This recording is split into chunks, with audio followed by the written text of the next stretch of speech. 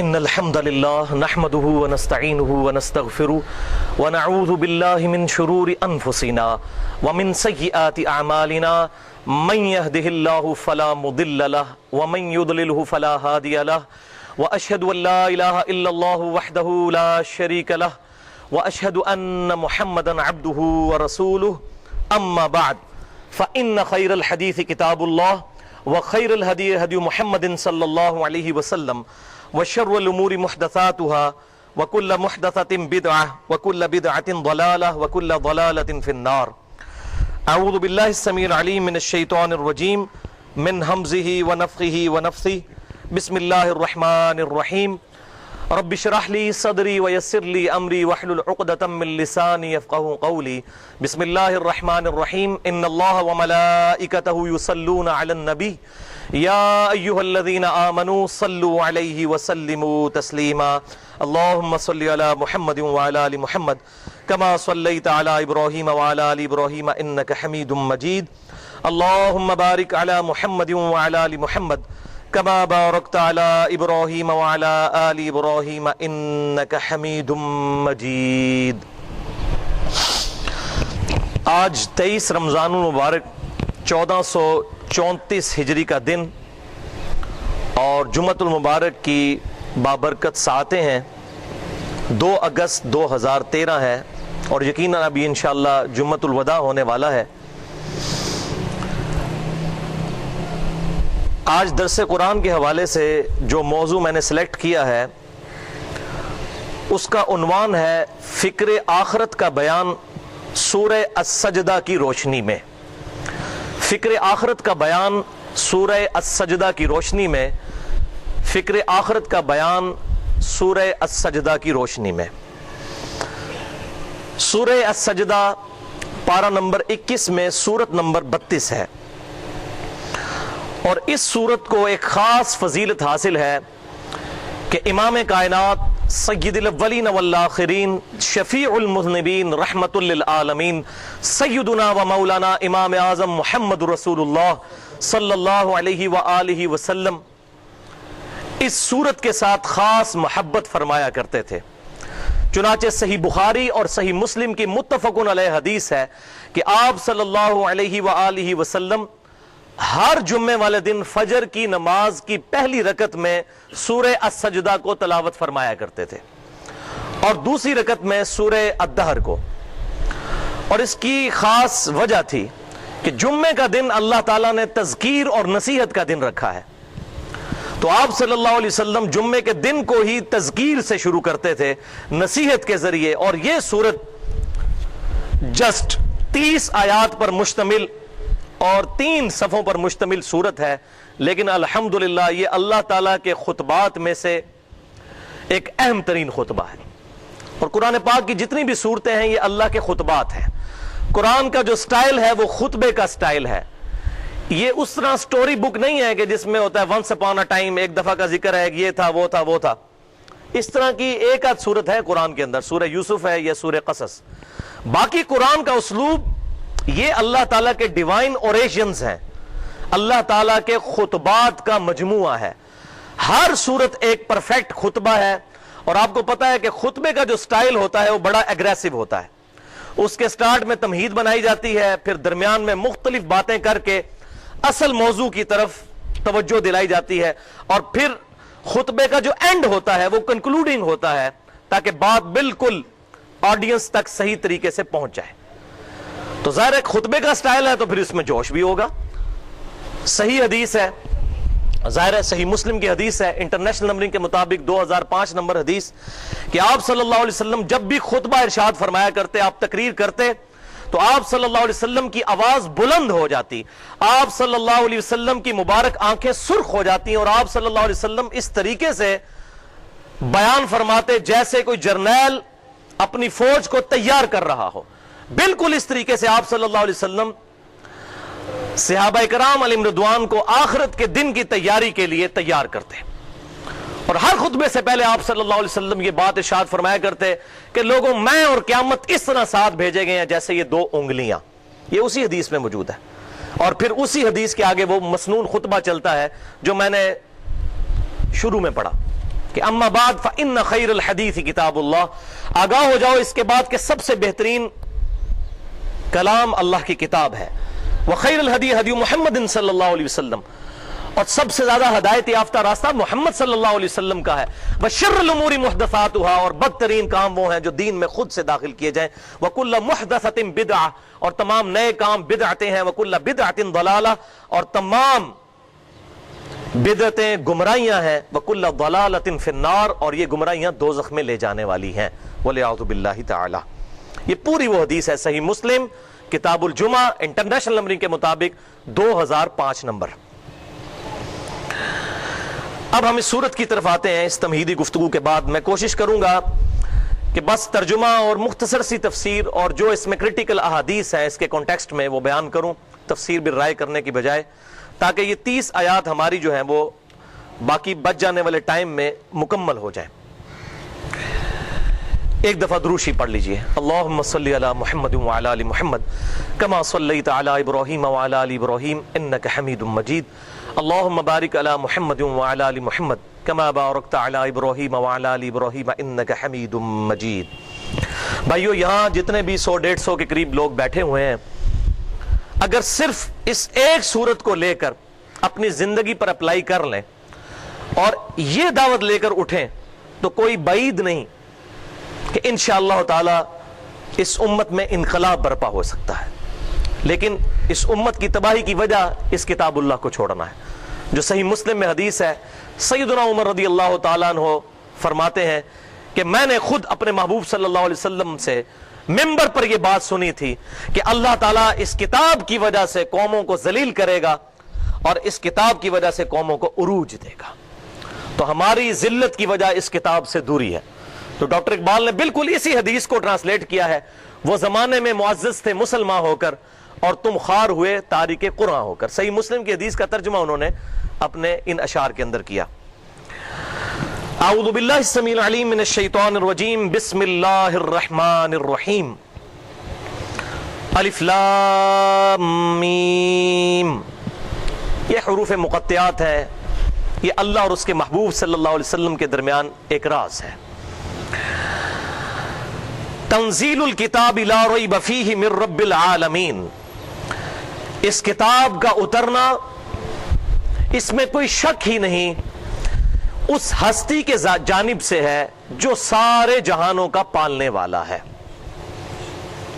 ام یقولون افتراہ، کیا کافر یہ کہتے ہیں کہ یہ پیغمبر نے خود سے ہی جھوٹی کتاب گھڑ لی ہے، یہ ان کا گھڑا ہوا جھوٹ ہے معاذ اللہ۔ بل هو الحق من ربک، بلکہ نہیں، یہ تو حق ہے تمہارے رب کی طرف سے۔ لتنذر قوما ما اتاهم من نذیر من قبلک لعلهم یہتدون، تاکہ اے محبوب صلی اللہ علیہ وسلم آپ ڈر سنا دیجئے اس قوم کو کہ جن کے پاس آپ صلی اللہ علیہ وسلم سے پہلے کوئی ڈر سنانے والا پیغمبر تشریف نہیں لایا، تاکہ وہ ہدایت پا سکیں۔ اب اللہ تعالیٰ نے اپنا تعارف فرمایا ہے، اللہ الذی خلق السماوات والارض وما بینہما، اللہ ہی ہے جس نے آسمانوں کو پیدا کیا اور زمین کو اور جو کچھ ان کے درمیان ہے اس کو پیدا فرمایا۔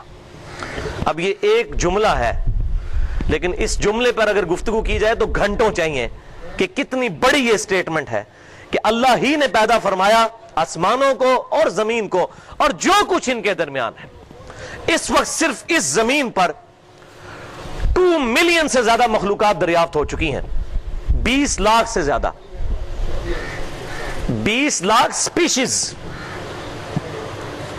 گھوڑا ایک مخلوق، گدھا دوسری مخلوق، کوا تیسری مخلوق، چیل چوتھی مخلوق، اس طریقے سے اگر شمار کرنا شروع کیا جائے تو نباتات اور حیوانات کی ملا کر 20 لاکھ مخلوقات دریافت ہو چکی ہیں، اور ہر مخلوق کی تعداد آگے اربوں خربوں میں۔ صرف روئے ارض پہ کیڑے اتنے ہیں کہ زمین پر بسنے والے ہر انسان کو اگر 20 کروڑ کیڑے دے دیے جائیں، 6 ارب سے زیادہ انسان ہے، ہر انسان کو 20 کروڑ کیڑے، اس طریقے سے کیڑے الاٹ کرنے شروع کر دیے جائیں تو زمین پر انسان ختم ہو جائیں گے لیکن کیڑے ابھی بھی باقی ہوں گے۔ یہ صرف حشرات الارض کی تعداد ہے، اس کے علاوہ باقی مخلوقات یہ تمام کی تمام مخلوقات کا پیدا کرنا، پھر ان کے رزق کا اہتمام کرنا، یہ اتنا کمپلیکس فینومینا ہے کہ زمین و آسمان کی ساری مخلوقات، سارے فرشتے مل کر کسی ایک مخلوق کا یہ سسٹم نہیں چلا سکتے۔ اس پہ میں نے پوری ڈیٹیل کے ساتھ گفتگو کی ہے، آج محل نہیں، آج سے 2 سال پہلے ہی رمضان المبارک کی نشست تھی یہیں پر، مسئلہ نمبر 59 کے نام سے ہماری ویب سائٹ اہلسنتپاک.com پر وہ اپلوڈ ہے، منکرین خدا کو دلائل کے ذریعے دعوت۔ اس میں میں نے سورہ قاف کی ترجمہ اور تشریح بیان کی تھی 1 گھنٹے کے اندر، جو صحیح مسلم میں اوپر تلے 4 احادیث ہیں کہ آپ صلی اللہ علیہ وسلم کے جمعے کی تقریر سورہ قاف ہوا کرتی تھی 26ویں پارے میں، 2 نقطوں والا قاف، 45 آیات کی وہ سورت ہے۔ اس میں نے یہ سارے دلائل ذکر کیے ہیں کتاب و سنت اور جدید سائنٹیفک فیکٹس کی روشنی میں۔ آج محل نہیں کہ میں اس کی ڈیٹیل میں جاؤں، کیونکہ آج موضوع جو ہے وہ فکر آخرت کے حوالے سے ہے۔ فی 6 ایام، اور یہ سب کچھ اللہ نے پیدا فرمایا 6 دنوں کے اندر۔ اب یہ 6 دنوں کی لینتھ کیا ہے یہ اللہ تعالیٰ کے علم میں ہے، یہ ہمارے والے 24 گھنٹے والے دن نہیں ہے۔ ثم استوى علی العرش، اس کے بعد اللہ تعالیٰ نے عرش پر استوا فرمایا جیسا کہ اس کی شان کے لائق ہے۔ ما لکم من دونہ من ولی ولا شفیع، اس اللہ کے علاوہ نہ تو کوئی تمہارا حقیقی مددگار ہے اور نہ ہی کوئی شفاعت کرنے والا۔ افلا تتذکرون، کیا اب بھی تم نصیحت حاصل نہیں کرتے؟ حقیقی دوست، حقیقی پشت پناہ، حقیقی مشکل کشا صرف اللہ ہے، اور حقیقی شفیع بھی وہی ہے۔ اس کے اذن کے بغیر کوئی شفاعت بھی نہیں کر سکتا، اور اس کے اذن کے بغیر کوئی کسی کی مدد بھی نہیں کر سکتا۔ لیکن یہاں پر یہ بات یاد رکھیے گا، اللہ تبارک و تعالیٰ نے اس سورج کو ہمارے اس کرۂ ارض میں زندگی کا بہت بڑا ذریعہ بنایا ہے۔ یہ ساری دنیا کا نظام سورج کی وجہ سے چل رہا ہے۔ سورج کی وجہ سے ہی پودے فوٹو سنتھسس کے ذریعے اپنی خوراک تیار کرتے ہیں، ضیائی تالیف کے ذریعے۔ ان پودوں کو جانور کھاتے ہیں، جانوروں کو ہم کھاتے ہیں۔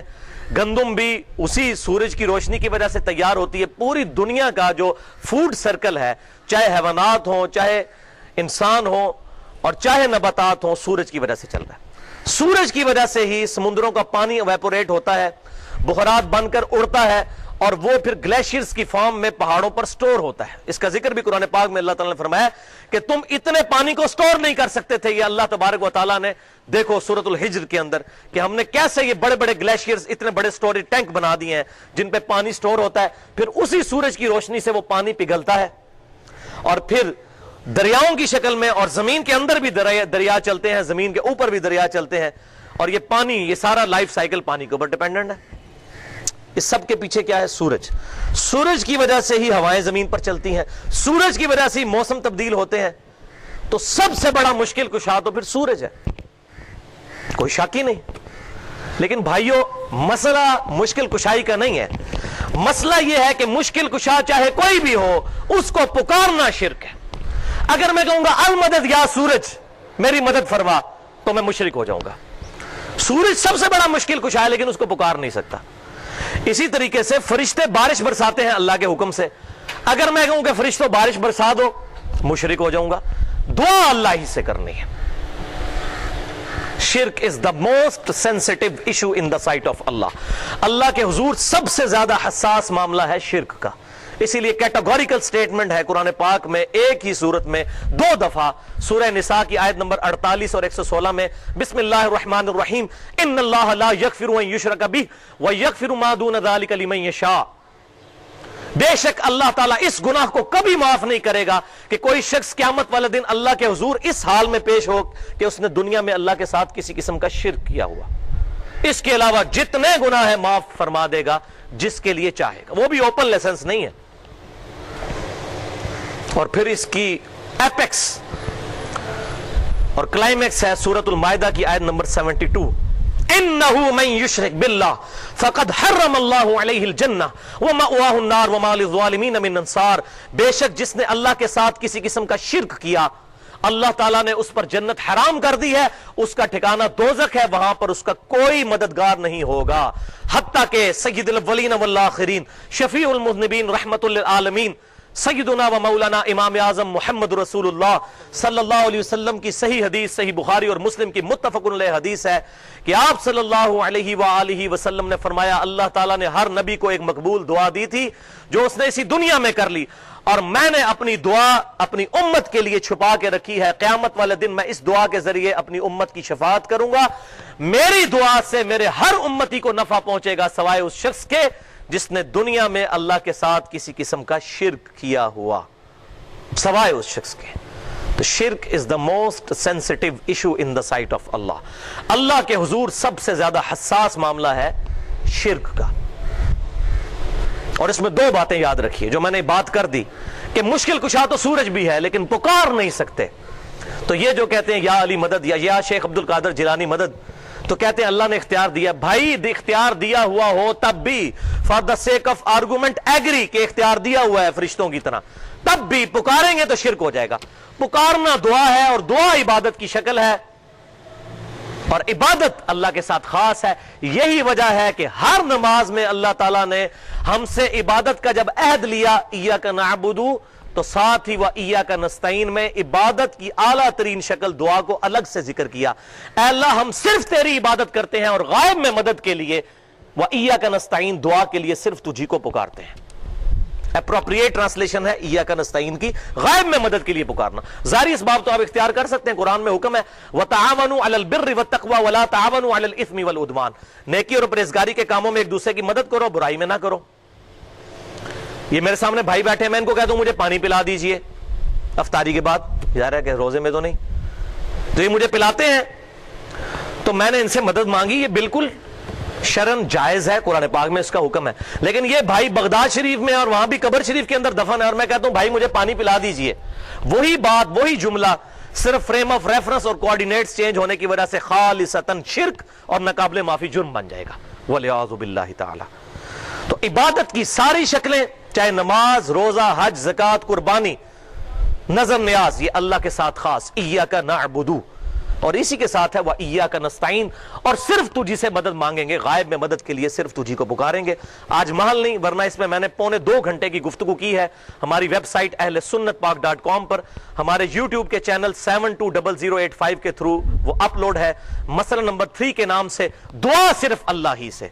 और मैं अला वजह बसीरत ये बात कहता हूं, कोई भी मुसलमान हो, अहले सुन्नत कहलवाने वाले तीनों गुरोह, बरेलवी, देवबंदी या अहले हदीस या अहले तशय्यो, इनमें से कोई भी मुसलमान हो, कोई भी जानबूझकर अल्लाह के अलावा किसी को दुआ के लिए नहीं पुकारता। किसी से भी पूछे वो कहेंगे दुआ अल्लाह ही से मांगनी चाहिए।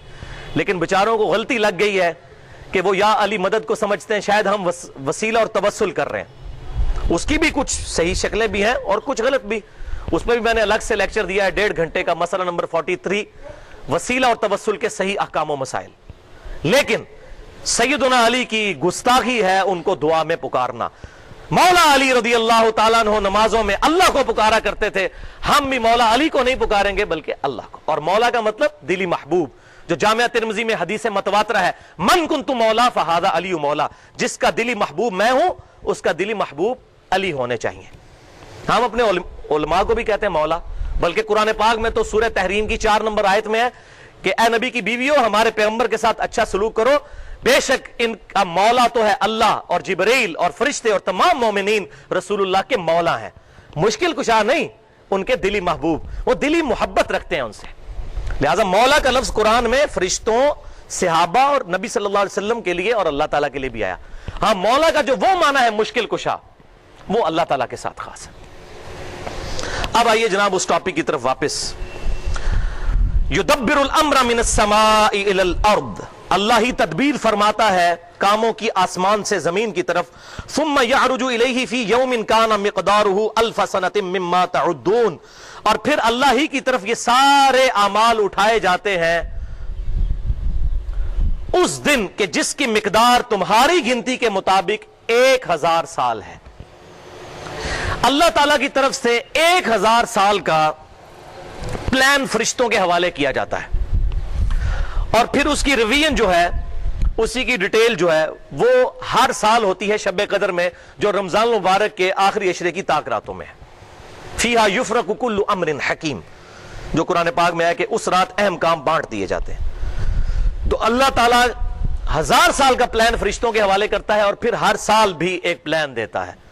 تو اللہ تعالیٰ فرماتا ہے یہ کافر اصل میں اعتراض کرتے تھے کہ عذاب کیوں نہیں آتا, اتنا عرصہ گزر گیا. تو اللہ تعالیٰ نے فرمایا کہ اللہ کے نزدیک تو ایک دن تو 1000 سال کا ہے تمہارے, تو اللہ کے نزدیک تو ایک دن بھی نہیں گزرا.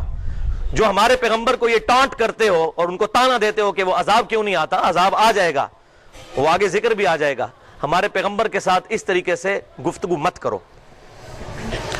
ذالک عالم الغیب والشہادہ, یہ ہے اللہ تبارک و تعالی جو غیب کا جاننے والا ہے اور شہادہ, چھپی ہوئی چیزوں کا بھی اور ظاہر. اور اللہ کے سامنے تو ہر چیز ظاہر ہے. غیب سے مراد ہمارے ریفرنس سے جو چیزیں غیب ہیں ان کا جاننے والا. العزیز الرحیم, غالب ہے اور رحم فرمانے والا ہے. غالب ہے, جب چاہے اپنے بندوں کو پکڑ سکتا ہے, لیکن اس کی رحم کا تقاضا ہے کہ بندوں کو ڈھیل دیتا ہے کہ وہ اپنی اصلاح کر لیں. الذی احسن کل شیء خلقہ وبدأ الخلق الانسان من طین, وہ اللہ جس نے ہر چیز کو خوبصورت پیدا فرمایا اور انسان کی تخلیق کی مٹی سے.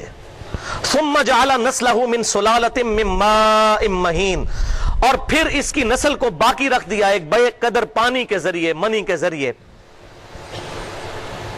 ثم سواہ ونفخ فیہ من روحہ, اس کے بعد اس کا تسویہ کیا اور اس میں اپنی طرف سے روح پھونک دی. وجعل لکم السمع والابصار, اور اس کے بعد تمہیں کان دیے اور آنکھیں دی, بصارت دی. والافئدہ, اور عقل دی یا دل دیا. قلیلا ما تشکرون, لیکن تم بہت کم ہی شکر گزاری کرتے ہو. اس نعمتوں کے مقابلے پر چاہیے تو یہ کہ تم اللہ کا شکر ادا کرو, لیکن تم شکر نہیں کرتے. الٹا تم کیا کہتے ہو؟ وقالوا اذا ضللنا فی الارض, کہتے ہیں جب ہم مر کر مٹی میں مل جائیں گے, اِنَّا لَفِي خَلْقٍ جَدِيدٍ, کیا ہمیں دوبارہ سے زندہ کر دیا جائے گا؟ بل ہم بلقاء ربہم کافرون, نہیں بلکہ یہ لوگ تو اپنے رب کی ملاقات کے ہی منکر ہو چکے ہیں.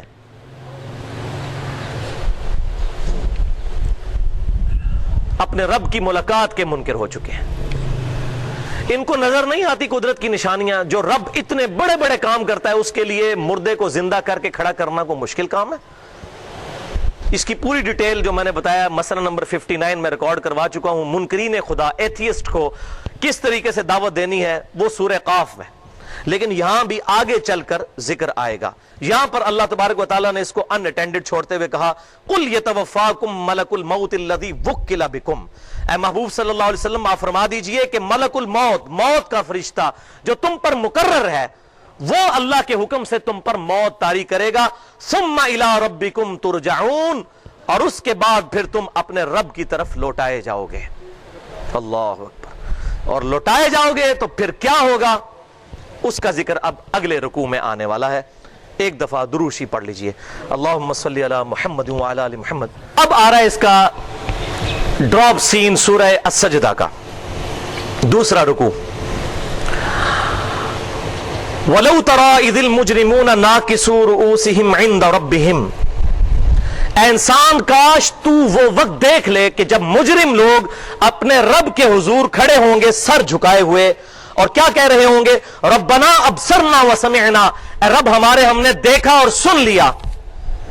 فرجعنا نعمل صالحا انا موقنون, ہمیں دوبارہ دنیا میں بھیج دے, ہم نیک اعمال کریں گے, اے اللہ ہمیں یقین آ گیا. وَلِعَاذُ بِاللَّهِ تَعَالَى. لیکن آخرت میں دیکھ کر مانا تو کیا مانا؟ ان الذین یخشون ربهم بالغیب لهم مغفرۃ واجر کبیر, بے شک وہ لوگ جو کہ بغیر دیکھے اپنے رب سے ڈرتے ہیں ان کے لیے ہے مغفرت اور اجر عظیم. دیکھ کر مانا تو کیا مانا؟ دیکھ کر تو سارے مان لیں گے. اللہ اکبر. اے انسان کاش تو وہ وقت دیکھ لے کہ جب مجرم اپنے رب کے حضور سر جھکائے ہوئے کھڑے ہوں گے اور کہہ رہے ہوں گے اے رب ہمارے ہم نے دیکھا اور سنا, ہمیں واپس دنیا میں بھیج دے, ہم نیک اعمال کریں گے. انا موقنون, بے شک ہمیں یقین آ گیا کہ قیامت کا دن حق ہے, پیغمبروں کا جو وعدہ تھا وہ حق ہے. اللہ اکبر. لیکن پھر جواب کیا ملے گا؟ وَلَوْ شِئْنَا لَآتَيْنَا كُلَّ نَفْسٍ هُدَاهَا, اگر ہم چاہتے تو ہر انسان کو خود ہی جان بوجھ کر زبردستی ہدایت دے دیتے. جبلی ہدایت تو دی ہے نا ہمیں. ہر شخص کو پتا ہے کہ آگ پر میں نے ہاتھ نہیں رکھنا، آگ جلاتی ہے. پانی پینے سے پیاس بجھتی ہے. پیٹرول آگ کو بھڑکاتا ہے، پانی آگ کو بجھا دیتا ہے. یہ جبلی ہدایت ہمیں حاصل ہے. بچہ پیدا ہوتے ہی ماں کے پستان سے دودھ پیتا ہے. فَأَلْهَمَهَا فُجُورَهَا وَتَقْوَاهَا. یہ بیسک انسٹنکٹ جو ہمیں اللہ تعالیٰ نے جبلی ہدایت تو دے دی ہے. وہ چاہتا تو آنے واحد میں سارے سیدنا ابوبکر صدیق، سیدنا عمر، سیدنا عثمان، سیدنا علی بن جاتے رضی اللہ عنہم اجمعین، لیکن نہیں. اللہ تبارک و تعالیٰ نے ایسی مخلوق آلریڈی پیدا کی ہوئی تھی فرشتوں کی فارم میں کہ جن کو اللہ تبارک و تعالیٰ نے پروگرامڈ بنایا ہے کہ وہ اللہ کی عبادت کرتے ہیں. اللہ تعالیٰ نے جن اور انسانوں کو وہ مخلوق بنایا ہے کہ جو اپنی چوائس سے اپنے رب کو چنتے ہیں. یہی تو انسان کی سب سے بڑی خوبی ہے کہ اپنی مرضی سے اپنے رب کو چوائس کرے. اللہ اکبر. وَلَوْ شِئْنَا لَآتَيْنَا كُلَّ نَفْسٍ هُدَاهَا. اگر ہم چاہتے تو ہر جان کو خود ہی ہدایت دے دیتے زبردستی. وَلَكِنْ حَقَّ الْقَوْلُ مِنِّي لَأَمْلَأَنَّ جَهَنَّمَ مِنَ الْجِنَّةِ وَالنَّاسِ أَجْمَعِينَ.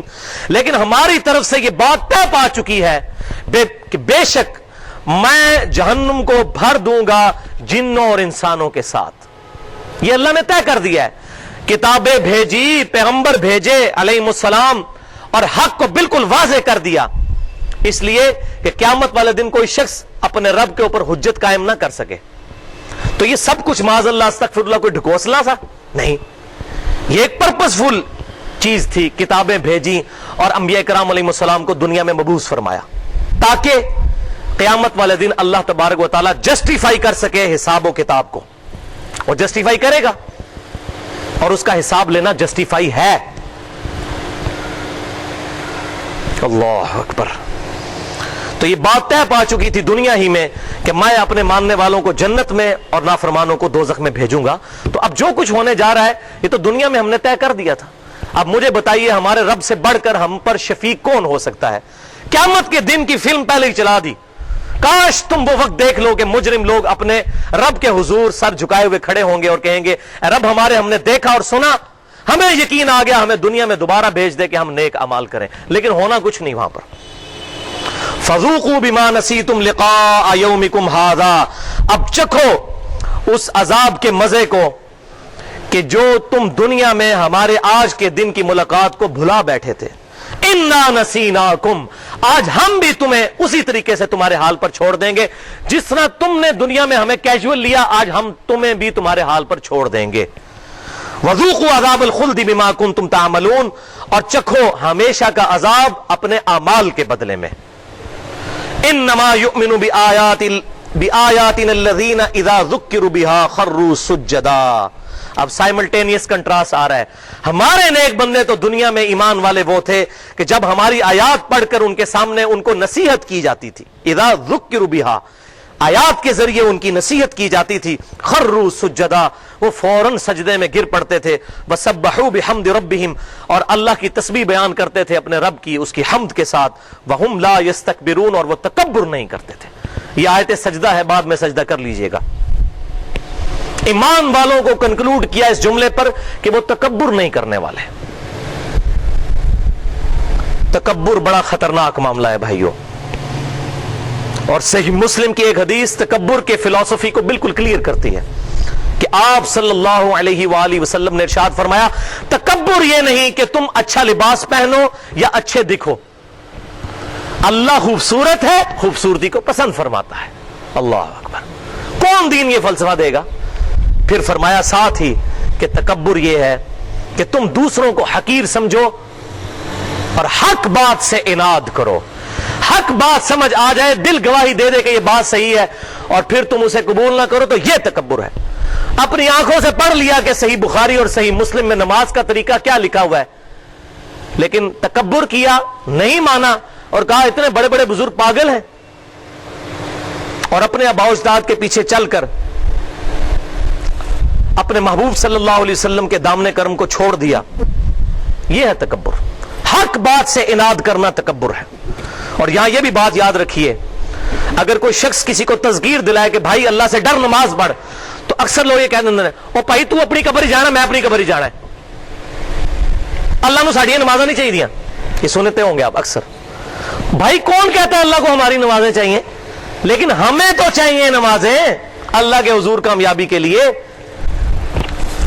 ہم نماز اللہ کی خوشنودی کے لیے پڑھتے ہیں، لیکن پڑھتے اپنے لیے ہیں.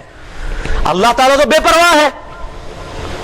تو کس طریقے سے دھوکہ دے رہے ہوتے ہیں عوام کو کہ تو نے اپنی قبر میں جانا ہے اور میں نے اپنی قبر میں. اگر کوئی شخص دوسرے کو تذکیر دلائے اور وہ آگے سے ایسی بات کرتا ہے، یہ اس کے تکبر کی علامت ہے، اور وہ آگے آ بھی جائے گا. اللہ تعالیٰ فرماتا ہے سب سے بڑا گنہگار وہ ہے کہ جس کو اللہ کی آیات پڑھ کے تذکیر کی جائے، نصیحت، اور وہ اس سے منہ پھیر لے. ایسے مجرموں سے ہم انتقام لے کر چھوڑیں گے. اسی میں آگے آیت آ جائے گی. اللہ اکبر. تتجافى جنوبهم عن المضاجع يدعون ربهم خوفا وطمعا. ہمارے نیک بندے تو وہ تھے کہ ان کی پیٹھیں بستروں سے الگ رہتی تھیں اور وہ اپنے رب کو پکارتے تھے خوفا وطمعا، اس سے ڈرتے ہوئے بھی، اس کے عذاب سے ڈرتے ہوئے بھی، اور لالچ کے ساتھ بھی قیامت کے دن اس کی جنت کے حصول کے لیے. لہذا اس آیت میں جو مسٹسزم کے اندر، تصوف کے اندر یہ فاسد عقیدہ آیا کہ جنت کی لالچ میں یا دوزخ کے ڈر سے عبادت نہیں کرنی چاہیے، یہ ٹوٹلی فیبریکیٹڈ ہے. اور اس میں وہ واقعہ سناتے ہیں جی مائی رابعہ بصریہ کہتی ہیں، پتہ نہیں انہوں نے کہا یا نہیں کہا، ان کی طرف منسوب ہے، انہوں نے ایک دن چلی تو ایک ہاتھ میں آگ اٹھائی ہوئی تھی اور دوسرے ہاتھ میں پانی، اور کہنے لگی میں آگ سے جنت کو آگ لگاؤں گی اور پانی سے دوزخ کی آگ کو بجھا دوں گی تاکہ لوگ اللہ کے لیے اللہ کی عبادت کریں، جنت دوزخ کی وجہ سے نہ کریں. وَلِعَاذُ بِاللَّهِ تعالی. یہ اسلام کا کنسپٹ نہیں ہے. یہ رابعہ بصریہ کی طرف منسوب کنسپٹ ہو سکتا ہے. اس کے مقابلے پہ میں آپ کو ربیہ کا عقیدہ بتاتا ہوں. یہ رابعہ کا عقیدہ تھا. ایک ربیہ بھی تھے، وہ صحابی تھے، صحیح مسلم میں حدیث ہے. ربیہ صحابی آپ صلی اللہ علیہ وسلم کو وضو کروایا کرتے تھے. ایک دن دریائے بلکہ سمندر رحمت جوش میں آیا اور فرمایا سل ربیہ، مانگ ربیہ کیا مانگتا ہے. انہوں نے کہا یا رسول اللہ صلی اللہ علیہ وسلم میں آپ سے جنت میں آپ کا پڑوس مانگتا ہوں.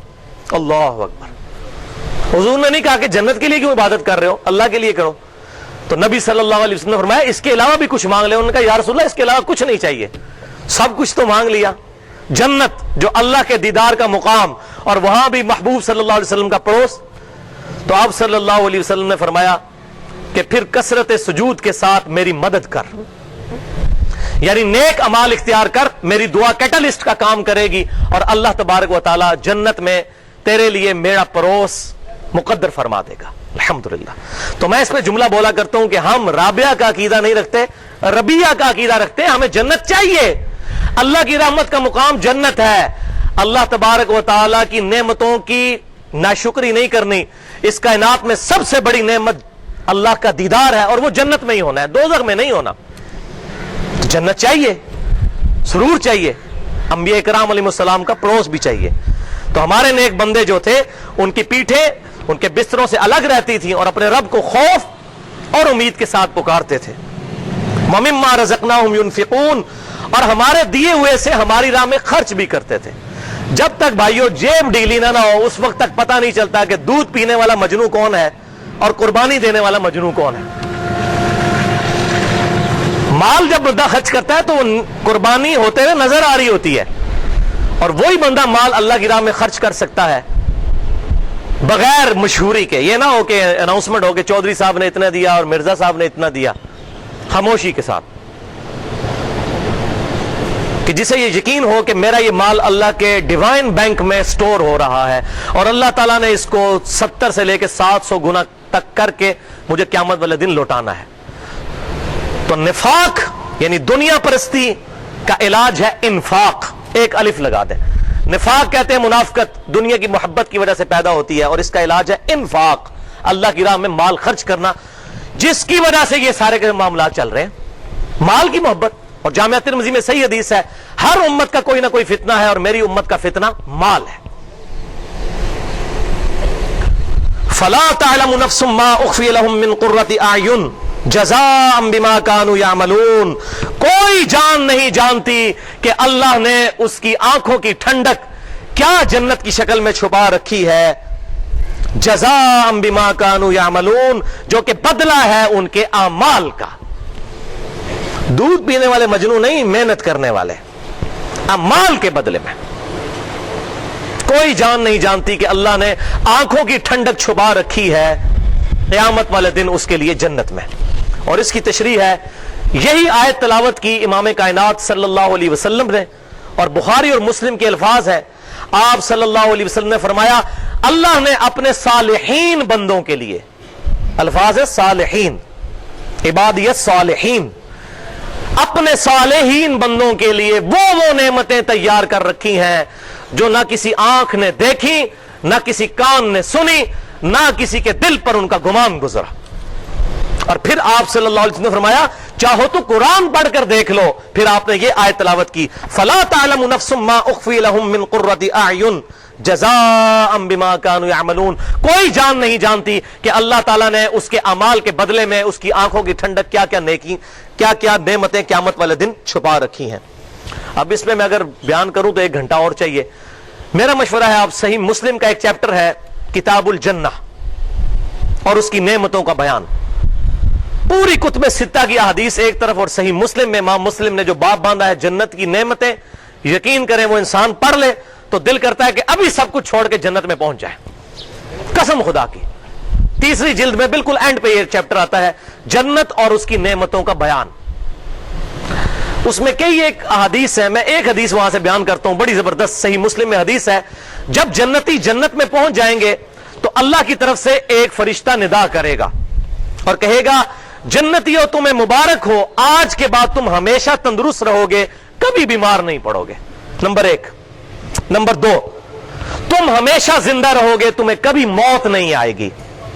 اور نمبر 3, تم ہمیشہ جوان رہو گے, تم پر کبھی بڑھاپا نہیں آئے گا. اور نمبر 4, تم ہمیشہ خوشحال رہو گے, اللہ کی رضا میں رہو گے, کبھی تم پر بدحالی نہیں آئے گی. اور کیا چاہیے؟ صحت ہمیشہ کی, دوسری چیز ہمیشہ کی زندگی, تیسری چیز ہمیشہ کی جوانی, اور باقی حدیث میں ملتا ہے 30 سال کی عمر ہوگی, اور چوتھی چیز ہمیشہ کی خوشحالی, اور کبھی جنت سے نکالا نہیں جائے گا, اللہ کی رضا. اور کیا چاہیے انسان کو؟ اللہ اکبر. افمن کان مؤمنا کمن کان فاسقا, بتاؤ کیا ایمان والا جو اللہ کا فرما بردار ہے اللہ کے نافرمان کے برابر ہو سکتا ہے؟ اللہ اکبر. لا یستوون, یہ کبھی برابر نہیں ہو سکتے. اما الذین آمنوا, وہ لوگ جو کہ ایمان لے کر آئے, وعملوا الصالحات, اور انہوں نے نیک اعمال کیے, فلہم جنات المأوا, تو ان کے لیے ریزیڈینشل گارڈنز ہیں, بسنے کے باغات ہیں اللہ کے حضور. ایسی جنتیں ہیں جو خالی جنت جانے کے لیے نہیں ہے. دنیا میں تو کسی پارک میں آپ تھوڑی دیر کے لیے جاتے ہیں, بعد میں ٹائم آف ہو جاتا ہے, لیکن جنات المأوا ملنے والی ہیں, ریزیڈینشل گارڈنز, ہمیشہ کے رہنے کی جنتیں. نزلا بما كانوا يعملون, اور یہاں ان کی مہمان نوازی ہوگی ان کے اعمال کے بدلے میں. اب دیکھیں بار بار اعمال اعمال اعمال, اور پبلک میں کانسیپٹ ہے جی وہ اللہ نے معاف کر دینا ہے, ساڑی نمازاں دی ضرورت نہیں. اور بھائی اللہ نو ساڑی نماز دی ضرورت نہیں, سانو تو ضرورت ہے نمازاں دی, ہمیں تو نمازوں کی ضرورت ہے. اب دیکھیں بار بار اعمال کا ذکر آ رہا ہے. اللہ اکبر. لیکن یہاں یہ بھی بات یاد رکھیں, صحیح بخاری اور مسلم کی متفق علیہ حدیث ہے, کوئی شخص محض اپنے اعمال کی بنیاد پر جنت میں داخل نہیں ہوگا. ایک صحابی نے بڑی جرت کر کے عرض کی, اللہ کے محبوب صلی اللہ علیہ وسلم کیا آپ بھی؟ اللہ. تو امام الموحدین امام کائنات صلی اللہ علیہ وسلم نے فرمایا ہاں میں بھی اس وقت تک جنت میں داخل نہیں ہو سکتا جب تک کہ اللہ کی رحمت مجھے بھی نہ ڈھانپ لے. اس سے کیا پتا چلا کہ اعمال کے ساتھ رحمت بھی ضروری ہے, اور یہ بھی بات پتا چلی کہ خالی رحمت بھی نہیں, اعمال بھی ضروری ہیں. یہ دونوں ایکسٹریمز ہیں. ایک پینڈولم کی ایکسٹریم یہ ہے کہ صرف اعمال ضروری ہے, رحمت کی ضرورت ہی نہیں, اور دوسرا یہ کہ خالی رحمت کافی, اعمال نہیں. اور پھر اکثر لوگوں کو یہ وسوسہ شیطان دلاتا ہے کہ جب نمازیں پڑھی تو پھر اللہ کی رحمت کی کیا ضرورت ہے. بھائیو ضرورت ہے. کوئی شخص بھی یہ دعویٰ نہیں کر سکتا کہ میرا ہر عمل اس پرفیکشن کے ساتھ ہے جو اللہ کی ریکوائرمنٹ ہے. کر سکتا ہے کوئی؟ تو اللہ کی رحمت شامل حال ہوگی تو ہمارے ناقص اعمال قبول ہوں گے. ابھی تو یہ مضمون نہیں, آج میں اس کو ڈسکس کرتا کہ قرآن پاک کی روح سے تو اللہ کی رحمت کے امیدوار ہے ہی وہ لوگ ہیں جو نیک اعمال کرتے ہیں. جو بدکار لوگ ہیں وہ اللہ کی رحمت کے امیدوار ہی نہیں ہیں. کیوں؟ دنیا ہی میں آپ مثال دیکھ لیں, وہ کسان جو کہ ہل چلاتا ہے اور زمین میں بیج بوتا ہے, اسی کو امید ہوتی ہے کہ جب رحمت کی بارش آئے گی تو میری فصل اگے گی اور مجھے میری محنت کا انعام ملے گا فصل کی شکل میں. اب کسی کسان نے اگر ہل نہیں چلایا اور نہ اس نے بیج بویا, اس کا دل بھی گواہی دے گا بارش جتنی مرضی پڑے ہونا کچھ نہیں ہے. بالکل اسی طریقے سے جس نے نیک اعمال کا بیج نہیں بویا وہ اسی کسان کی مانند ہے کہ جو بیج بوئے بغیر امید لگائے بیٹھا ہے کہ رحمت آئے گی تو میرے بیڑا تر جائے گا. ایسا کبھی نہیں ہوگا. وَلِعَاذُ بِاللَّهِ تَعَالَى. وَأَمَّا الَّذِينَ فَسَقُوا, اور وہ لوگ جو کہ فسق کرنے والے ہیں, مجرم لوگ, فَمَأْوَاهُمُ النَّارُ, ان کا ٹھکانہ ہوگا دوزخ. کلما ارادوا ان یخرجوا منها, وہ جب کبھی بھی ارادہ کریں گے کہ دوزخ سے باہر نکلے, اعیدوا فیہا, ان کو لوٹا دیا جائے گا دوزخ میں دوبارہ. وقیل لهم, اور ان سے کہا جائے گا, ذوقوا عذاب النار الذی کنتم بہ تکذبون, کہ چکھو اس عذاب کا مزہ جو دنیا میں تم جھٹلایا کرتے تھے. یہ بات یاد رکھیں کہ بڑا ظلم کیا علماء نے, جنہوں نے کہا کافر کا مطلب ہے غیر مسلم. قرآن میں یہ مطلب نہیں ہے. کافر کا مطلب ہے انکار کرنے والا, چاہے اپنے عقیدے میں انکار کرے یا عمل میں. اب دنیا میں اکثر مسلمان عقیدے میں مسلمان ہے, عمل میں کافر ہے. صحیح مسلم میں حدیث ہے, بندے کے شرک اور اسلام, کفر اور اسلام کے درمیان فرق نماز ہے.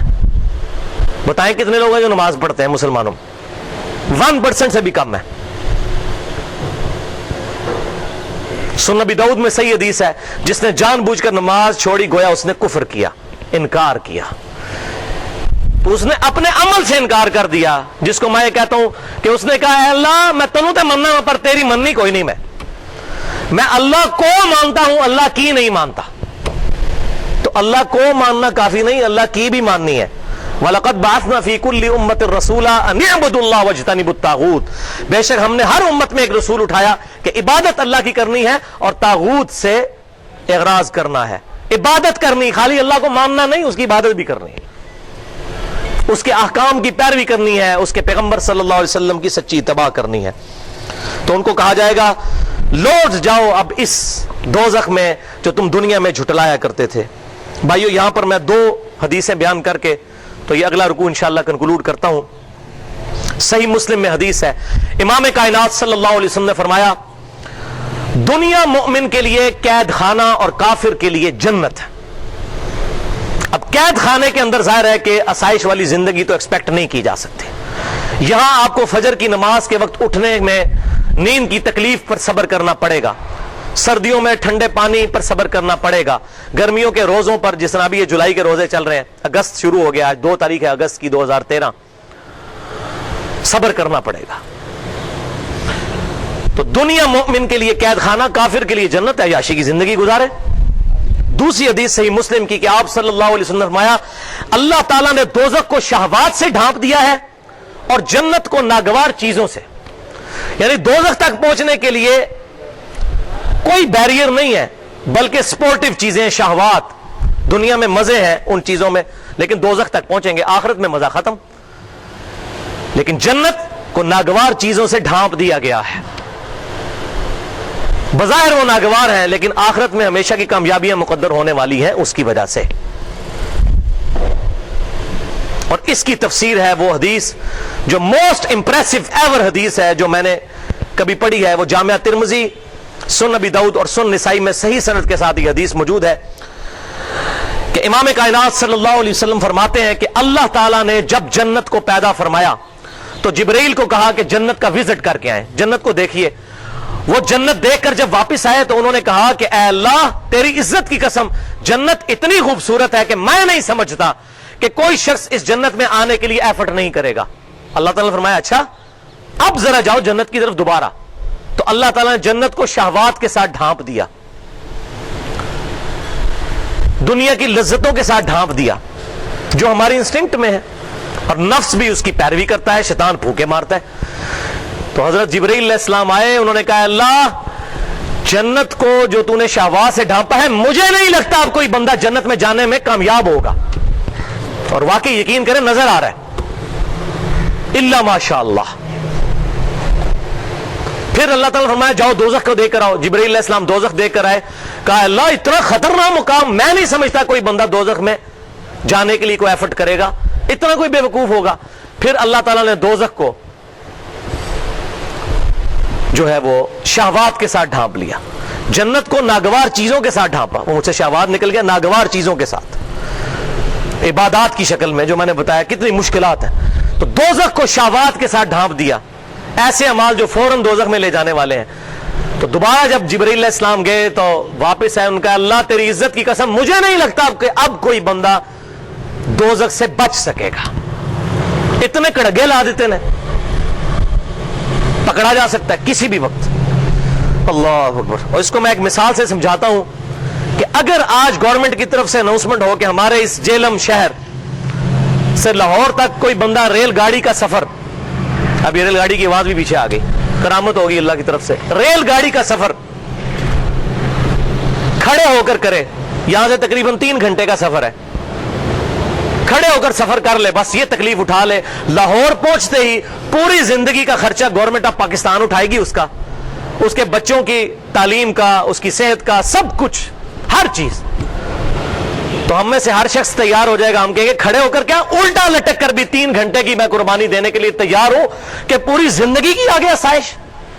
تو بھائیوں اگر یہ 30-40 سال کی زندگی، اس میں بھی سونے کی زندگی اور مصروفیات نکال لیں تو 8-10 سال ہی بچتے ہیں.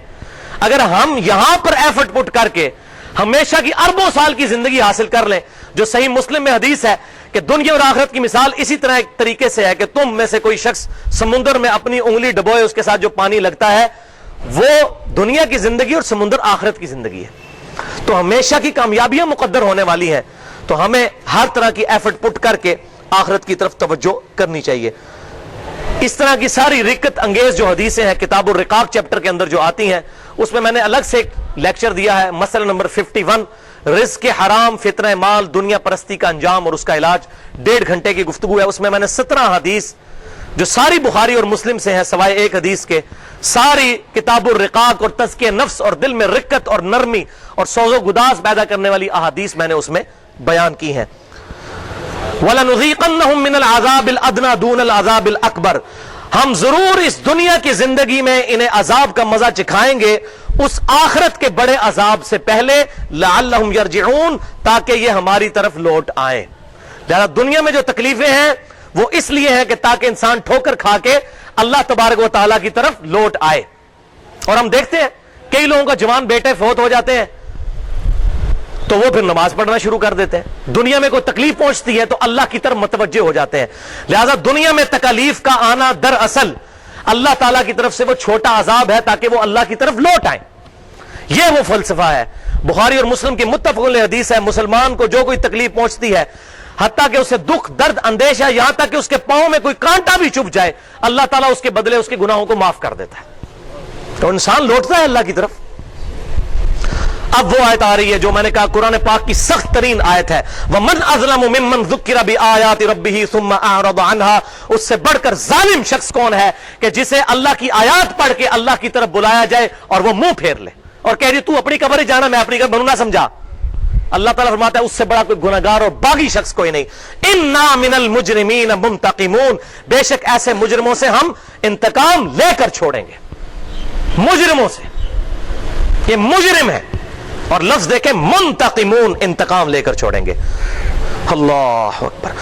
وَلَقَدْ آتَيْنَا مُوسَى الْكِتَابَ فَلَا تَكُنْ فِي مِرْيَةٍ مِّن لِقَائِهِ، اور بے شک ہم نے موسیٰ علیہ السلام کو بھی کتاب عطا کی تھی اور ان کو کتاب ملنے میں شک نہ کرنا، یعنی اس پیغمبر سے پہلے بھی انبیاء گزرے ہیں، ان تک دعوت حق پہنچی تھی. وَجَعَلْنَا هُدًى لِبَنِي إِسْرَائِيلَ، اور ہم نے موسیٰ علیہ السلام اور ان کی کتاب کو ہدایت کا ذریعہ بنایا تھا بنی اسرائیل کے لیے. وَجَعَلْنَا مِنْهُمْ أَئِمَّةً يَهْدُونَ بِأَمْرِنَا لَمَّا صَبَرُوا، اور ہم نے ان میں سے امام اٹھائے تھے کہ جو اللہ تعالیٰ کے حکم سے لوگوں کو دعوت و تبلیغ کا کام کرتے تھے آن دا بہاف آف پروفٹ. جس طرح اس امت میں علماء ہیں، علماء حق، حرام خور مولوی نہیں، علماء حق.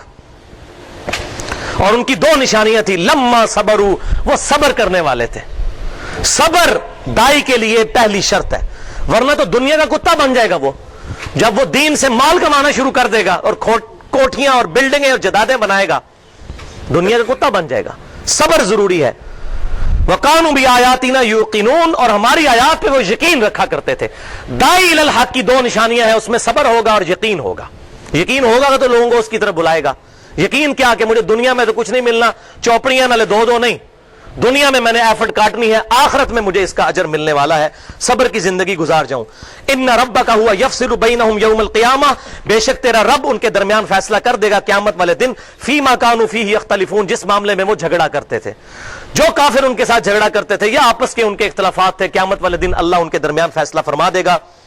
اولم یہد لہم کم اہلکنا من قبلہم، کیا لوگوں کے لیے ہدایت کے لیے یہ بات کافی نہ تھی کہ ہم نے ان سے پہلے کتنی قومیں ہلاک کر دیں، من القرون، کتنی ہی قرن، یمشون فی مساکنہم، جن کے کھنڈرات میں یہ پھرتے ہیں۔ آج ہمیں بھی موہنجودڑو اور ہڑپا کے اور گندارا آرٹ کے ٹیکسلا کے اندر کھنڈرات نظر آتے ہیں، یہ سب تہذیبیں ہلاک ہو گئیں، یہ ہدایت کے لیے کافی نہیں ہے۔ ان فی ذلک لآیات افلا یسمعون، اس میں ہے اللہ تعالیٰ کی طرف سے نشانی، کیا یہ سنتے نہیں ہیں؟ سننا بھائیو شرط ہے۔ انما یستجیب الذین یسمعون، بے شک حق بات وہ قبول کرتے ہیں جو بات سن لیتے ہیں۔ والموت یبعثہم اللہ، اور مردے جو ہیں بات سنتے نہیں، اللہ تعالیٰ ہی ان کو قیامت والے دن اٹھائے گا، لیکن اس دن فائدہ کوئی نہیں۔ وہ آگے ذکر آ گیا سورۃ الملک میں، وقالوا لو كنا نسمع ونعقل ما كنا في اصحاب السعیر، کافر لوگ اور جو اللہ کے مجرم اور باغی گنہگار لوگ کہیں گے کاش ہم دنیا میں بات سن لیتے اور اپنی عقل استعمال کر لیتے تو دوزخ میں نہ پہنچتے۔ تو اللہ تعالیٰ فرماتا ہے فاعترفوا بذنبہم، انہوں نے اپنے اصلی جرم کا اعتراف کر دیا، فسحقا لاصحاب السعیر، اب پھٹکار ہو ان دوستیوں پر، اب کوئی فائدہ نہیں۔ اصل جرم ہے بات نہ سننا۔ اکثر آپ یہاں بھی دیکھیں مولوی پراپر علی دی گل نہیں سننی، کیونکہ بات سنیں گے تو بات اترے گی۔ وقال الذین کفروا لا تسمعوا لهذا القرآن، کافر کہتے ہیں قرآن نہ سنو، والغوا فیہ لعلکم تغلبون، قرآن کی دعوت ہو شور مچا دیا کرو، اس کے علاوہ تم قرآن پر غالب نہیں آ سکتے۔ جو دعوت قرآن کے خلاف کھڑا ہوتا ہے وہ کافروں کی پیروی کرنے والا ہے۔ اللہ اکبر۔ اب یہ آخری 3 آیات، اولم یروا انا نسوق الماء الى الارض الجرز فنخرج به زرعا تاکل منه انعامهم، جو میں نے کہا تھا کہ بعد میں دلائل آئیں گے، لیکن اس پہ لادہ سے لیکچر میں ریکارڈ کروا چکا ہوں۔ کیا انہوں نے نہیں دیکھا کہ ہم آسمان کا پانی جو ہے کسی خشک زمین کی طرف بھیجتے ہیں، اس کے ذریعے سے زمین سے کھیتی کو اگاتے ہیں، جس کو تم بھی کھاتے ہو اور تمہارے چوپائے بھی کھاتے ہیں۔ افلا یبصرون، کیا تمہیں سجھانے کے لیے باتیں کافی نہیں کہ جو مردہ زمین کو پانی کے ذریعے زندہ کر لیتا ہے تمہیں مردہ ہونے کے بعد زندہ نہیں کر سکتا؟ وَيَقُولُونَ مَتَىٰ هَٰذَا الْفَتْحُ إِن كُنتُمْ صَادِقِينَ، پھر یہ وہی رٹ لگاتے ہیں کہ وہ فتح کا دن، جو وعدے کا دن ہے وہ کب آئے گا؟ اگر تم سچے ہو تو بتاؤ اے نبی، قیامت کا دن کب آئے گا؟ قُلْ يَوْمَ الْفَتْحِ لَا يَنْفَعُ الَّذِينَ كَفَرُوا إِيمَانُهُمْ، اے محبوب صلی اللہ علیہ وسلم فرما دیجئے وہ قیامت کا دن وہ ہے کہ جس دن ایمان لانا کسی کو نفع نہیں دے گا، وَلَا هُمْ يُنظَرُونَ، اور نہ ہی کسی کو مہلت دی جائے گی کہ ہاں جی بھائی جی اب مہلت، اب دنیا میں جا کے دوبارہ تیاری کر لو۔ فَأَعْرِضْ عَنْهُمْ، تو دعوت و تبلیغ کرنے کے بعد زبردستی کسی سے بات مت منوائیے، فَأَعْرِضْ عَنْهُمْ، ان سے اغراض کیجئے، وَانْتَظِرْ، اور انتظار کیجئے، إِنَّهُمْ مُنْتَظِرُونَ، یہ بھی بے شک کسی انتظار میں ہے، اور وہ انتظار ہے قیامت کی گھڑی جس دن اللہ نے اپنے باغیوں کا اور اپنے ماننے والوں کا فیصلہ کرنا ہے۔ وَلِعَاذُ بِاللَّهِ تَعَالَى، جیتا وہ جو اس دن جیتا اور ہارا وہ جو اس دن ہارا، جس کو کہا گیا یوم التغابن، ہار اور جیت کے فیصلے کا دن، اور وہ ہے قیامت کا دن۔ اللہ تعالیٰ سے دعا ہے جو حق بات میں نے کہی اللہ تعالیٰ ہمارے دلوں میں راسخ فرمائے، اگر جس بات میں میرے منہ سے کوئی غلط بات نکل گئی تو اللہ تعالیٰ ہمارے دلوں سے محو کر دے، ہمیں کتاب و سنت کی تعلیمات کو اجماع کو حجت مانتے ہوئے خود عمل کر کے دوسرے بھائیوں تک پہنچانے کی توفیق عطا فرمائے۔ سبحانک اللہم و بحمدک، اشہد ان لا الہ الا انت، استغفرک و اتوب الیک، وما علینا الا البلاغ المبین۔ اب افطاری میں تقریباً 4-5 منٹ رہ گئے۔ میرے آقا میرے مولا، میرے آقا میرے مولا، محمد رسول اللہ، محمد رسول اللہ۔ میرے آقا میرے مولا، میرے آقا میرے مولا، محمد رسول اللہ، محمد رسول اللہ۔ میرے آقا میرے مولا، میرے آقا میرے مولا، محمد رسول اللہ، محمد رسول اللہ۔ میرے آقا میرے مولا میرے آقا میرے مولا محمد رسول اللہ محمد رسول اللہ جہاں میں ان سا چہرہ ہے نہ ہے خندہ جبھی کوئی ابھی تک جن سکینہ عورتیں ان سا ہنسی کوئی جہاں میں ان سا چہرہ ہے نہ ہے خندہ جبھی کوئی ابھی تک جن سکینہ عورتیں ان سا ہنسی کوئی نہیں رکھی ہے قدرت نے میرے آقا کمی تجھ میں جو چاہا آپ نے مولا وہ رکھا ہے سبھی تجھ میں میرے آقا میرے مولا میرے آقا میرے مولا محمد رسول اللہ محمد رسول اللہ بدی کا دور تھا ہر سو جہالت کی ہی گھٹائیں تھیں فساد و ظلم سے چاروں طرف پھیلی ہوائیں تھیں خدا کے حکم سے نا آشنا مکے ہی کی بستی تھی گناہ و جرم سے چاروں طرف وحشت برستی تھی خدا کے دین کو بچوں کہیں کا کھیل سمجھتے تھے خدا کو چھوڑ کر ہر چیز کو معبود کہتے تھے وہ اپنے ہاتھ ہی سے پتھروں کے بت بناتے تھے انہی کے سامنے جھکتے انہی کی حمد گاتے تھے کسی کا نام عزا تھا کسی کو لات کہتے تھے حبل نامی بڑے بت کو بتوں کا باپ کہتے تھے اگر لڑکی کی پیدائش کا ذکر گھر میں سن لیتے تو اس معصوم کو زندہ زمین میں دفن کرتے تھے غرض جو بھی برائی تھی سب ان میں پائی جاتی تھی نہ تھی شرم و حیا آنکھوں میں گھر گھر بے حیائی تھی مگر اللہ نے ان پر جب اپنا رحم فرمایا تو عبداللہ کے گھر میں خدا کا لاڈلا آیا عرب کے لوگ اس بچے کا جب اعزاز کرتے تھے تو عبدالمطلب قسمت پہ اپنی ناز کرتے تھے خدا کے دین کا پھر بول بالا ہونے والا تھا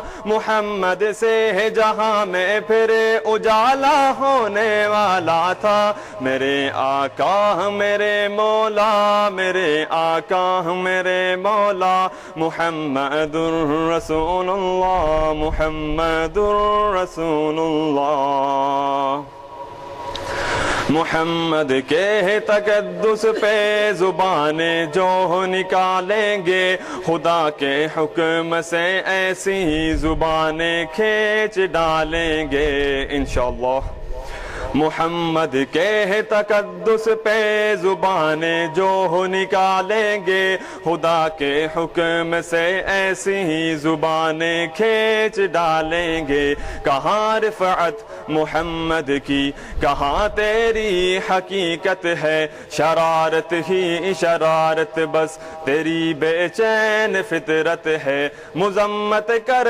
رہا ہے تو شرافت کے مسیحا کی امانت کے دیانت کے صداقت کے مسیحا کی اگر گستاخی ناموس احمد کر چکے ہو تم تو اپنی زندگی سے قبل ہی بس مر چکے ہو تم میرے سامان و جان و تن فدا ان کی ہی رفاقت پر میرے ماں باپ ہو جائیں نثار ان کی محبت پر زبان رکھتا ہوں ایسی جس کو سب تلوار کہتے ہیں میرے اشعار کو اہل جہاں ابخار کہتے ہیں میرے آقا میرے مولا میرے آقا میرے مولا محمد رسول اللہ محمد رسول اللہ گدھا کو اپنے حملوں سے غبار آلود کر دیں گے، نہ ایسا کر سکے تو خون سے صحرا کو بھر دیں گے۔ بلندی کی ہی طرف گھوڑوں پہ بجلی بن کے جاتے ہیں، ہماری پشت پہ نیزے عدو کے ہوں کے پیاسے ہیں۔ ہمارے بہتری گھوڑے ہوا کے ساتھ چلتے ہیں، دوپٹے عورتوں کے ان کے چہروں پہ لپکتے ہیں۔ اگر ہم بن گئے فاتح تو عمرہ کرنے جائیں گے، ہماری جنگ ہے اللہ کی خاطر یہ دکھائیں گے۔ اگر تم ڈٹ گئے مد مقابل پھر بھی بالآخر معزز ہم بنیں گے جنگ کے شعلوں کو بھڑکا کر۔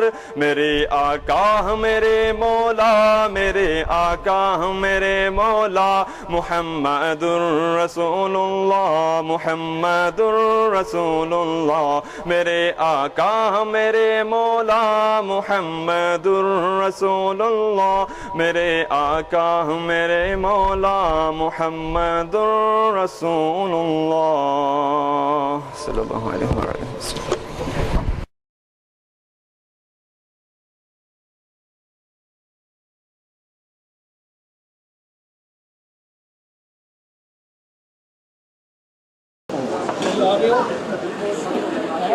ابھی آئے کب آئے اور کوئی نہیں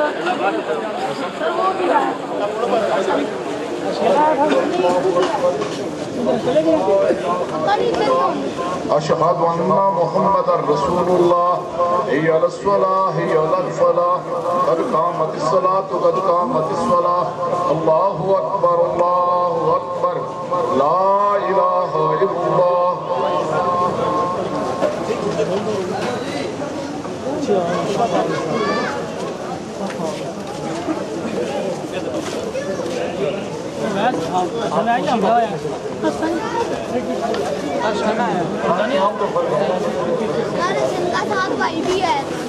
استووا واعتدلوا فاوصوا عليكم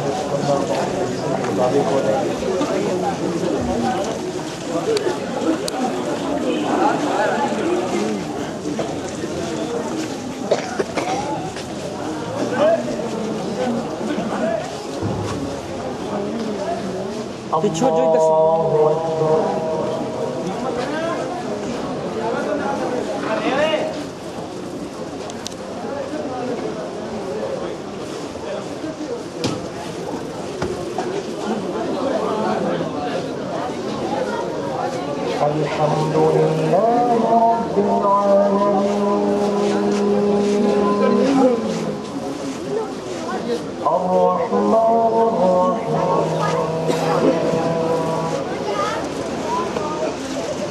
مالك يوم الدين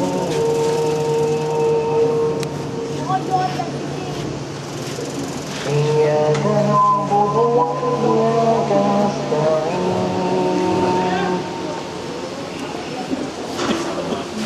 اهدنا الصراط المستقيم صراط الذين أنعمت عليهم غير المغضوب عليهم ولا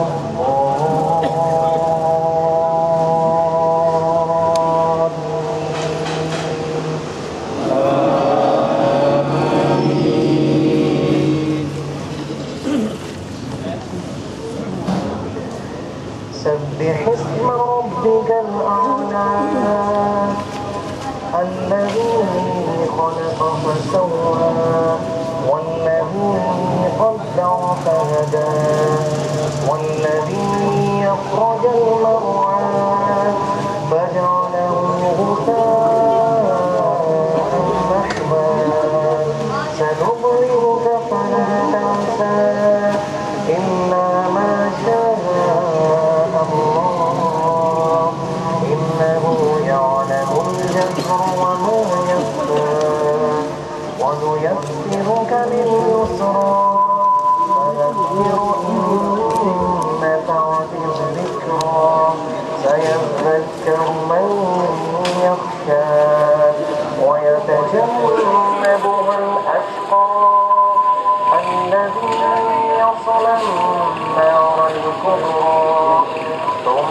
ثم لا يموت فيها ولا يحيا قد أفلح من تزكى وذكر اسم ربه فصلى بل تؤثرون الحياة الدنيا والآخرة خير وأبقى إن هذا لفي الصحف الأولى صحف إبراهيم وموسى.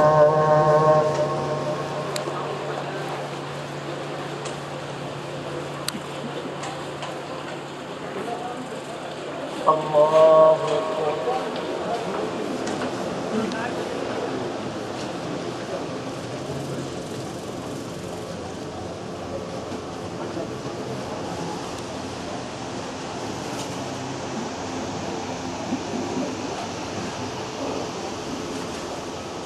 سمع الله لمن حمده.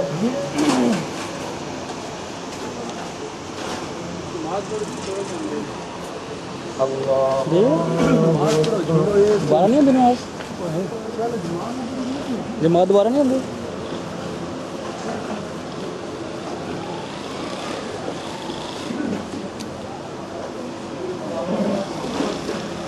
اللہ اکبر.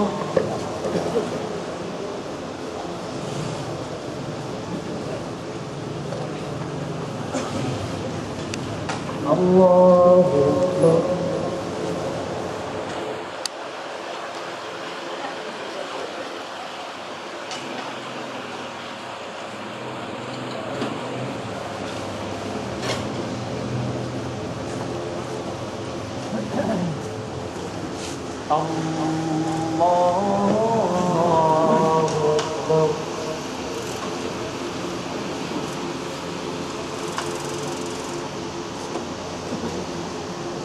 الحمد لله رب العالمين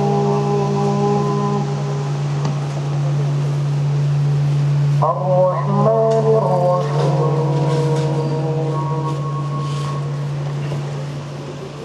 مالك يوم الدين إياك نعبد وإياك نستعين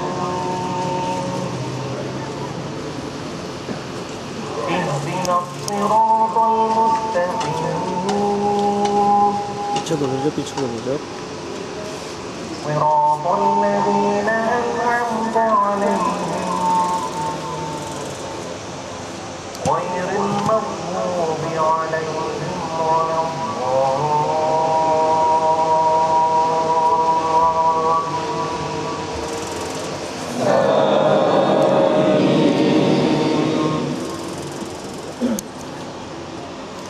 قل أعوذ برب الناس ملك الناس إله الناس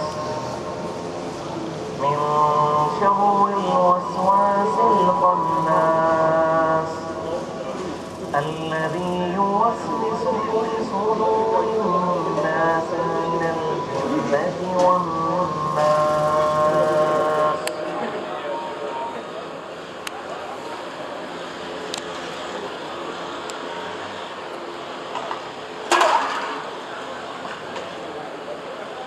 الله أكبر.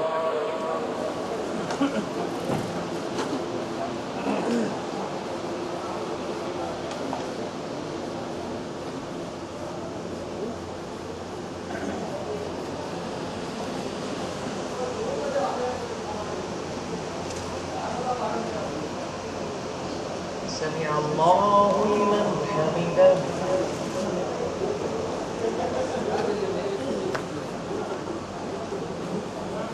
الله أكبر.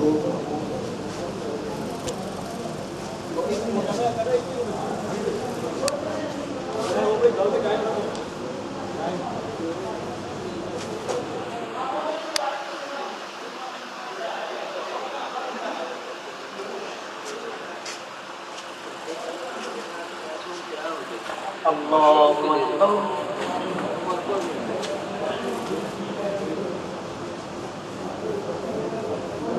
الله أكبر.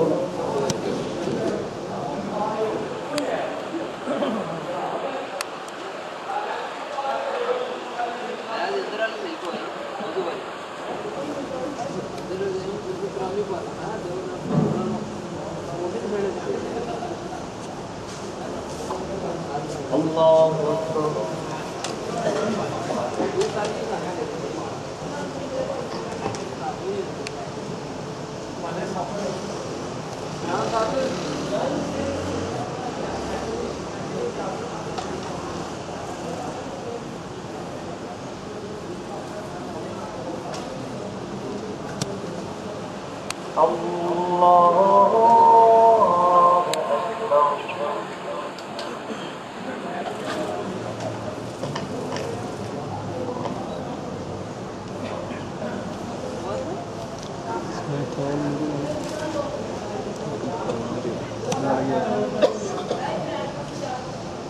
بہت مزہ آیا سب کرنے میں.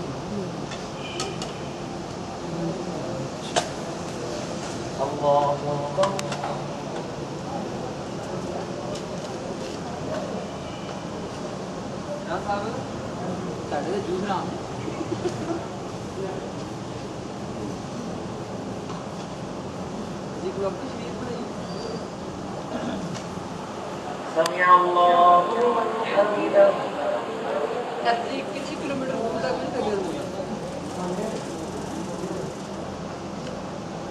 اللہ اکبر.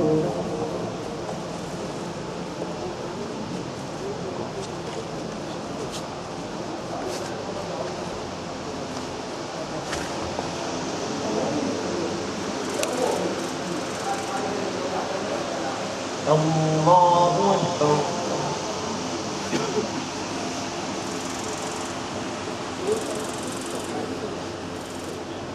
اللہ اکبر.